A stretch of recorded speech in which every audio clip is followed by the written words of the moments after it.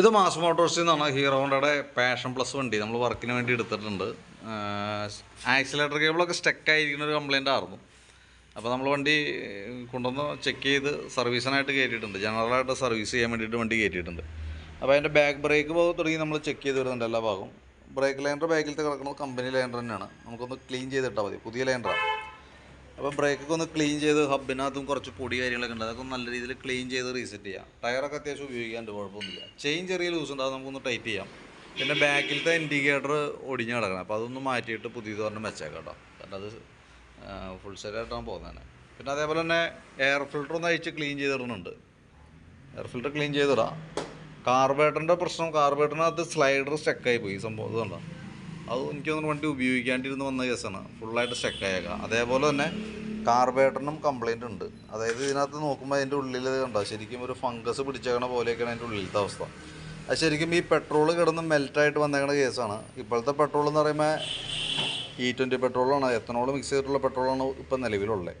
അപ്പോൾ അതിൻ്റെ ഒരു റിയാക്ഷനും കൂടി വന്നു കഴിയുമ്പോൾ സ്വാഭാവികമായിട്ടും അതിൻ്റെ നല്ല രീതിയിൽ സ്ലോ ജെറ്റൊക്കെ ബ്ലോക്കായ ഒരു അവസ്ഥയിൽ നിൽക്കണം. മൊത്തത്തിൽ പൊടി പോലെ നിന്നിട്ട് ബ്ലോക്കായി പോയേക്കാം. അപ്പോൾ ഇതിൻ്റെ പ്രശ്നം എന്താണെന്ന് അറിയാമോ, നമ്മളിപ്പോൾ ഫുള്ളായിട്ട് ക്ലീൻ ചെയ്തൊക്കെ റീസെറ്റ് ചെയ്താലും നമുക്ക് പെട്രോൾ ഓവർഫ്ലോ വരാനുള്ളൊരു സാധ്യത വളരെ കൂടുതലാണ് ഇങ്ങനെ വന്ന കേസിൽ. നമ്മൾ കാർബറേറ്റർ ക്ലീൻ ചെയ്തിട്ടാലും ഒരു പക്ഷേ നമുക്കതിൻ്റെ അത് ഇതിൻ്റെ ഓവർഫ്ലോ നീഡിൽ എന്ന് പറയും, ഫ്ലോട്ട് വാൽവ് എന്ന് പറയുന്നത്. ഇത് വെച്ചെന്ന് അടയുന്ന ഭാഗത്തുള്ള സീറ്റിങ്ങിൽ പ്രോബ്ലം, ഈ ക്ലാവ് പോലെ പിടിച്ചിട്ട് അത് പൊളിഞ്ഞു പോകുന്നു കഴിഞ്ഞാൽ പെട്രോൾ ഓവർഫ്ലോ വരാനുള്ള സാധ്യത വളരെ കൂടുതലാണ്.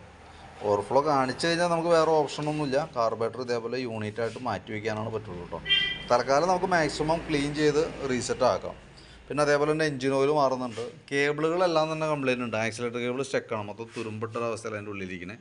ആക്സിലേറ്റർ കേബിൾ മാറണം, ഫ്രണ്ട് ബ്രേക്കിൻ്റെ കേബിൾ മാറണം, ക്ലച്ചിൻ്റെ കേബിൾ മാറണം. അത് ഓൾറെഡി മൊത്തം ടൈറ്റാണ്, ഈ ക്ലച്ചൊക്കെ ഫുൾ ടൈറ്റായി പോകാം.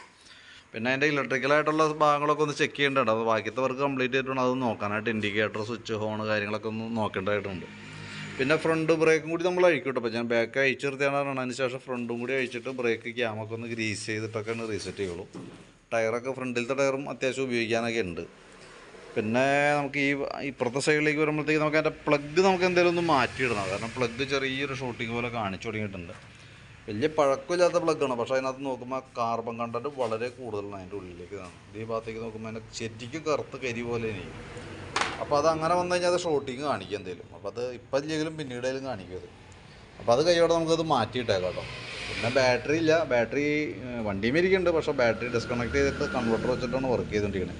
ഇലക്ട്രിക്കൽ കമ്പോണൻസുകളൊക്കെ കൺവെർട്ടർ വെച്ചിട്ടാണ് നമ്മൾ വർക്ക് ചെയ്തുകൊണ്ടിരിക്കുന്നത്. പിന്നെ ഈ ഭാഗത്തേക്ക് വരുമ്പോൾ ഫോർക്കിൻ്റെ സൈഡിലൊക്കെ ചെറിയൊരു ലീക്കൊക്കെ തുടങ്ങിയിട്ടുണ്ട്. അത് തൽക്കാലം നമുക്ക് അങ്ങനെ നിൽക്കട്ടെ, അത് വലിയ പ്രശ്നമില്ലാത്ത കേസാണ്. പിന്നെ ഒന്ന് വാട്ടർ സർവീസും കാര്യങ്ങളൊക്കെ ചെയ്യാനുണ്ട്. അപ്പോൾ ഞാൻ അതിൻ്റെ ഏകദേശം ഒരു എസ്റ്റിമേറ്റും ഡീറ്റെയിൽസൊക്കെ നോക്കിയിട്ട് വാട്സപ്പിലേക്ക് ഇട്ടേക്കാം. പരമാവധി നാളെ വൈകിട്ടത്തേക്ക് അവർക്ക് കംപ്ലീറ്റ് ചെയ്യാൻ പറ്റുമെന്നാണ് വിചാരിക്കുന്നത്. എന്തെങ്കിലും താമസം എന്തെങ്കിലും വൈകി കഴിഞ്ഞാൽ ഞാൻ നെക്സ്റ്റ് അടുത്ത ദിവസത്തേക്ക് തരാം. അപ്പോൾ ഞാൻ വർക്ക് കംപ്ലീറ്റ് ആക്കുമ്പോൾ എന്തെങ്കിലും വിളിച്ചോളൂ കേട്ടോ. അപ്പോൾ ഡീറ്റെയിൽസ് ഞാൻ വാട്സപ്പിലേക്ക് ഇട്ടേക്കാം. അപ്പോൾ ഞാൻ വർക്ക് കംപ്ലീറ്റ് ആക്കുമ്പോൾ കോൺടാക്ട് ചെയ്തോളാം. ഓക്കെ.